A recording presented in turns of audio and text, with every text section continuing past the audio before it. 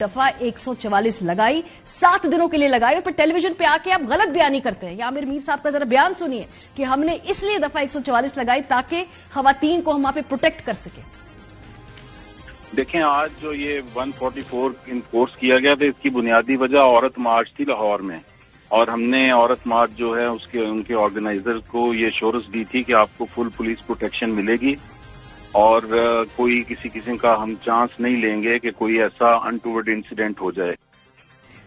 अच्छी बात है, आपने लाहौर में औरत मार्च को प्रोटेक्ट किया, बड़ी अच्छी बात है, लेकिन उसके लिए आपको 7 दिन की दफा 144 लगाने की क्यों जरूरत पेश आई? क्योंकि नोटिफिकेशन जो हमारे पास है वो तो 7 दिनों का है, और इलेक्शन कैंपेन जब इलेक्शन का स्केड्यूल सामने आ जाए, किस तरीके से निगरान हुकूमत के पास मैंडेट क्या है, इख्तियार क्या है, एजेंडा क्या है उनका कि वो 7 दिन के लिए यहां पर दफा 144 लगा देंगे। ये औरत मार्च को प्रोटेक्ट नहीं करना था, ये आपका सियासी एजेंडा था, और अब खुलकर जो ये निगरान हुकूमत है इसके मकासद भी हमें सामने नजर आ गए हैं। ये पहली मर्तबा नहीं हुआ, इससे पहले पंजाब हुकूमत के दौरान हुकूमत में भी 25 मई को इसी तरीके से खवातीन को तशद्दुद का निशाना बनाया गया था। जस्टिस नासरा थी जिनके घर में कूद के उनको हरासा किया गया, उस बुजुर्ग खातून को कैमरे पे आके बताना पड़ा कि किस तरह से रियासत उनको हैरास कर रही है। इसके अलावा यास्मीन राशिद साहिबा थी, उनकी गाड़ी के ऊपर जिस तरह डंडे बरसाए गए, इसी पुलिस ने बाद में कोई चूंकि अकाउंटेबिलिटी नहीं हुई, so they knew they could get away with it. इसलिए ये हौसला है, इसलिए हिम्मत है कि आज दोबारा औरतों के ऊपर आप ये डंडे बरसाए जाएं। ये जो आपकी टॉक्सिक मैस्कुलिनिटी है, इसको एटलीस्ट 8 मार्च को विमेंस डे के लिए थोड़ी देर के लिए साइड पे रखें और रियासत औरतों को आज के दिन के लिए बख्श दे। बहरहाल जी, इस पे हम बात करेंगे प्रोग्राम के पहले हिस्से में। हमारे साथ शाह महमूद कुरैशी साहब मौजूद है, पहले उनसे गुफ्तगू का आगाज करते, senior vice chairman Pakistan Tehreek Insaf. जी अस्सलाम वालेकुम शाह साहब। जी वालेकुम सलाम। जी, ये जो आज हुआ है लाहौर के अंदर जो पीटा गया है पीटीआई के कारकुनान को, बड़ी इसमें एक इतराज आपकी जमात के अंदर से भी आ रहा है कुरैशी साहब कि आपने वो इक़दामात नहीं किए जो 25 मई के बाद करने चाहिए थे। उस वक्त आपकी जमात को जब अताब का निशाना बनाया गया तो नहीं आप लोगों ने कोई उसके बाद सजाएं दी, ना कोई आपने तबादले किए, और उसके बाद जाहिर सी बात है ऑलमोस्ट एक्शन रिप्ले है आज उसी का। देखिए, आपने बड़ी निशानदेही की है, बड़ी वजाहत से आज की सूरत हाल पर आपने तबसरा किया है और मैं आपसे इत्तफाक करता हूँ। मुझे बड़ा अफसोस हुआ राना सनाउल्लाह के जो अल्फाज का चुनाव था, जो ने गुफ्तगू की है, शर्मनाक, अफसोसनाक। मरियम साहिबा जो बात करती हैं दिखावे की, क्या वो आज जो खवातीन के साथ इस्लामाबाद में हुआ या लाहौर में हुआ, क्या वो उस पे वो हुकूमत में है, हुकूमत का हिस्सा है? पंजाब की निगरान हुकूमत तो बराए नाम निगरान हुकूमत है, हकीकतन तो ये पीडीएम की एक एक्सटेंशन है। क्या वो अपना असर और रसूख इस्तेमाल करते हुए इसका नोटिस लेंगी, या जिन वो सिपाहियों ने या पुलिस ऑफिसर्स ने तशद्दुद किया है उसको उनको कटहरे में लाएंगी?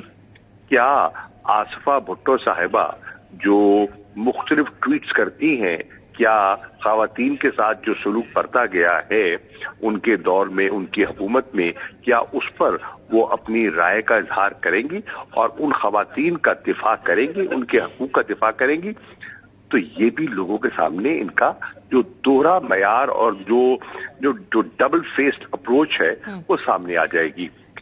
जो तशद्दुद किया गया और जिस किस्म की, आपने बिल्कुल सही कहा कि अगर औरत मार्च के लिए दफा 144 का निफाज किया गया था तो 7 दिन तो औरत मार्च नहीं होना था, 7 दिन एक पॉलिटिकल एक्टिविटी को रोकने के लिए किया गया, पीटीआई की रैली को रोकने के लिए किया गया। एक तरफ आज इलेक्शन शेड्यूल होता है, अनाउंस होता है, और इलेक्शन शेड्यूल में तो फिर रैलीज होनी है, पॉलिटिकल एक्टिविटी होनी है। कर नहीं सकते शाह साहब, लेकिन थोड़ा सा मुझे आगे बढ़ना है। इमरान खान साहब की गिरफ्तारी की क्या आज आप लोग ये एक्सपेक्ट कर रहे हैं कि उनको गिरफ्तार किया जाएगा? ये भी सुनगुन है, क्या खबर है पीटीआई के पास? देखिए मारिया बीबी, कोई मालूम नहीं, ये कहते कुछ है करते कुछ है।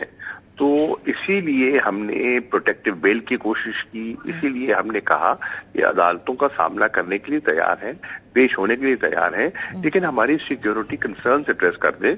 हम जो ड्यू प्रोसेस ऑफ लॉ है उससे कतरा रहे नहीं है, लेकिन جب ٹیکنالوجی اویلیبل ہے اور ویڈیو لنک کے ذریعے بات ہو سکتی ہے تو ان کی جان کو بھی ہم نے محفوظ رکھنا ہے اور قانونی کارروائی کو بھی آگے بڑھانا ہے، اور ہم نے اس کے لیے درخواست لکھی، خطوط لکھے، ابھی تک ہم منتظر ہیں کہ اس پہ کیا فیصلہ ہوتا ہے۔ کل خان صاحب یعنی کہ بذات خود اسلام آباد نہیں جا رہے، یہ طے ہو گیا ہے، یہ ڈیسائیڈ کر لیا ہے آپ لوگوں نے؟ جی مجھے سچی بات ہے ابھی پورا اس کا علم نہیں ہے کہ وہ کل اسلام آباد تشریف لا رہے ہیں یا نہیں لا رہے، کیونکہ میں لاہور میں نہیں ہوں، اس لیے آج کی نشست میں میں وہاں موجود نہیں تھا۔ لیکن عدالتوں میں سر پیش تو ہونا ہے، خان صاحب نے بالکل ہونے کو تیار ہیں، دیکھیے ان سے کوئی لیکن کل اگر نہیں۔ پیش نہ ہوئے تو سر گرفتاری کے لیے راہ ہموار ہو جائے گی نا، پھر ایک گرفتاری۔ دیکھیے بالکل میں تو سمجھتا ہوں کہ وہ اپنا پیش ہونے کے لیے تیار ہے اور گرفتاری کی نوبت نہیں آئے گی اگر انہیں وہ ماحول دے دیا جائے جس ماحول میں وہ محفوظ طریقے سے عدالت میں پیش ہو جائیں تو وہ ہرگز نہیں کترائیں گے اور تیار ہیں، ذہنی طور پر تیار ہیں۔ جب میری ان سے گفتگو ہوئی تھی انہوں نے کہا تھا میں بالکل جانے کو تیار ہوں، صرف سیکیورٹی کنسرنز کو ایڈریس کر لیا جائے۔